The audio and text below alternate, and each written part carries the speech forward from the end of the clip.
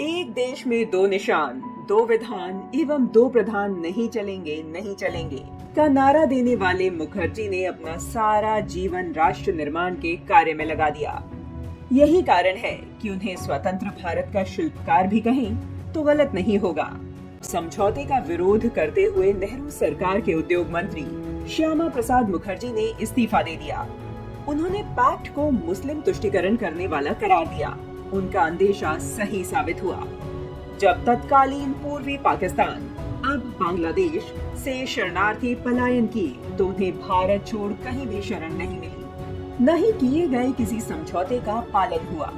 जिसका अंदेशा नेहरू नहीं भांप सके थे, उसे मुखर्जी ने भांप लिया था। वह जानते थे कि पाकिस्तान के नापाक राजनेता धोखा देंगे और इसलिए मुखर्जी समझौते के पक्ष में नहीं थे। जब नागरिकता संशोधन अधिनियम 2019 को पारित करने से पहले लोकसभा बहस में गृह मंत्री अमित शाह ने समझौते का उल्लेख किया था। उन्होंने नेहरू लियाकत समझौते को इस संशोधन की वजह बताते हुए कहा, यदि पाकिस्तान द्वारा संधि का पालन किया गया होता तो इस विधेयक को लाने की जरूरत ही नहीं थी।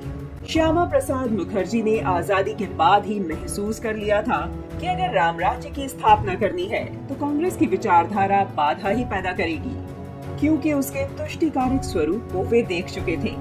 वे तय कर चुके थे कि स्वतंत्र भारत में भारत की विचारधारा को लेकर आगे बढ़ने वाले ऐसे राजनैतिक दल की महती आवश्यकता है जिसमें अंग्रेजी सोच न हो, जिसके मानबिंदु भारतीय हों। 19 अप्रैल 1950 को उन्होंने मंत्रिमंडल से इस्तीफा देकर कांग्रेस के विकल्प के रूप में एक राजनीतिक दल खड़ा करने का संकल्प किया। 21 अक्टूबर 1951 को दिल्ली में एक छोटे से कार्यक्रम में डॉक्टर श्यामा प्रसाद मुखर्जी, प्रोफेसर बधोक, दीनदयाल उपाध्याय की उपस्थिति में भारतीय जनसंघ की स्थापना की गई। वह एक ऐसा दौर था जब पंडित जवाहरलाल नेहरू और नेहरूवादी वैचारिक ढांचा भारतीय राजनीति के केंद्र में था। उस समय यह सोचना असंभव था कि कोई नेहरू और कांग्रेस को वैचारिक व सांगठनिक स्तर पर सफलतापूर्वक चुनौती दे सकता है। राष्ट्रहित में एक व्यक्ति ने यह कर दिखाया।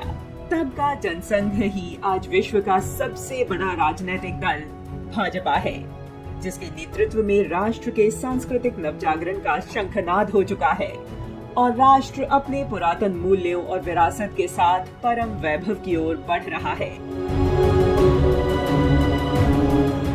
देश की एकता और अखंडता को अपने बलिदान से सींचने वाले महान राष्ट्र चिंतक, जननायक, शिक्षाविद डॉक्टर श्यामा प्रसाद मुखर्जी को शत शत नमन।